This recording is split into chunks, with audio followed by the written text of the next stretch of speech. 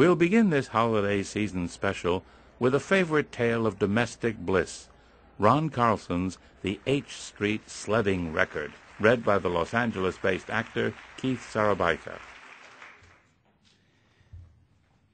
The last thing I do every Christmas Eve is go out in the yard and throw the horse manure onto the roof. It is a ritual. After we return from making our attempt at the H Street Sledding Record, and we sit in the kitchen sipping eggnog and listening to Elise recount the sled ride, and Elise then finally goes to bed happily, reluctantly, and we finish placing Elise's presents under the tree, and we pin her stocking to the mantel with care.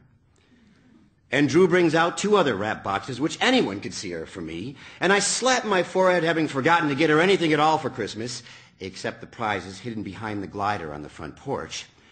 I go into the garage and put on the gloves and then into the yard, where I throw the horse manure on the roof. Drew always uses this occasion to call my mother. They exchange all the Christmas news, but the main purpose of the calls the last few years has been for Drew to stand in the window where she can see me out there lobbing the great turds up onto the snow on the roof and describe what I am doing to my mother. The 2 women take great amusement from this. They say things like, "You married him," and "He's your son." I take their responses to my rituals as a kind of fond, subtle support, which it is. Drew had said when she first discovered me throwing the manure on the roof, the Christmas that Elise was 4, "You're the only man I've ever known who did that." See, it's a compliment. But now that Elise is 8, Drew has become cautious. "You're fostering her fantasies." I answer, "Hey, kids grow up too soon these days." And then Drew has this: "What do you want her to do, come home from school in tears when she's 15? Some kid in her class will have said, 'Oh, sure, Santa's reindeer shit on your roof, eh?'" All I can say to Drew then is, "Some kid in her class, fine. I don't care what he says. I'm her father." I have thrown horse manure on our roof for 4 years now, and I plan to do it every Christmas Eve until my arm gives out. It satisfies me as a homeowner to do so. For the wonderful amber stain that is developing between the swamp cooler and the chimney and is visible all spring, summer, fall as you drive down the hill by our house. And for the way the 2 rose bushes by the gutter spout have raged into new and profound growth during the milder months. And as a father, it satisfies me as a ritual that keeps my family together. Drew has said, "You want to create evidence? Let's put out milk in a cookie and then drink the milk and eat a bite out of the cookie." I look at her. "Drew," I said, "I don't like cookies. I never ate a dessert in my life." And like I said, Drew has been a good sport. Even the year I threw 1 gob short and ran a hideous smear down the kitchen window screen. That hovered over all us until March, when I was able to take it down and go to the car wash. I obtained the manure from my friend Bob, more specifically from his horsepower, who lives just west of Heber. I drive out there the week before Christmas and retrieve about a bushel. I throw it on the roof a lump at a time, wearing a pair of welding gloves my father gave me. I put the brake on the sled in 1975 when Drew was pregnant with Elise, so we could still make our annual attempt on the H Street Record on Christmas Eve. It was the handle of a broken Louisville Slugger baseball bat and still had the precise 34 stamped on the bottom. I sawed it off square and drilled and bolted it to the rear of the sled so that when I pulled back on it, the stump would drag us to a stop.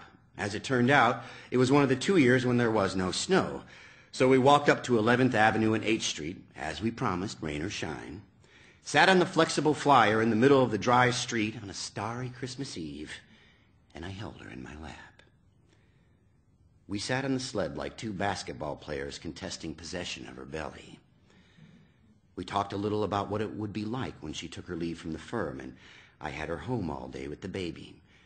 And we talked remotely about whether we wanted any more babies. And we talked about the record. which was set on December 24th, 1969, the first Christmas of our marriage, when we lived in the neighborhood on Fifth Avenue in an old barn of a house, the total rent on which was $72.50. Honest. And Drew had given me the sled that very night, and we had walked out about midnight and been surprised by the blizzard. No wonder we took the sled and walked around the corner up H Street, up to 11th Avenue, without speaking or knowing what we were doing, opening the door on the second ritual of our marriage, the annual sled ride. The first ritual was the word condition and the activities it engendered in our droopy old bed. At the top, we scanned the city blurred in snow, sat in my brand new Christmas sled, and set off. The sled rode high and effortlessly through the deep snow, and suddenly, as our hearts started and our eyes began to burn against the snowy air, we were going faster than we'd planned. We crossed 10th Avenue, nearly taking flight in the dip, and then descended in a dark rush, 9th, 8th, 7th, soaring across each avenue, my arms wrapped around Drew like a straitjacket to drag her off with me if a car should cross in front of us on 6th, 5th Avenue, 4th. This all took seconds, do you see? Until a car did turn onto 8th Street, headed our way, and we veered the new sled sharply up over the curb, dousing our speed in the snowy yard one house from the corner of 3rd Avenue. Drew took a real face full of snow, which she squirmed around and pressed into my neck, saying the word, "Now that's a record." And it was the record, 11th to 3rd. And it stood partly because there had been 2 Christmas Eves with no snow, partly because of assorted spills brought on by too much speed, too much laughter, sometimes too much caution, and by a light blue Mercedes across 6th Avenue just in front of us in 1973.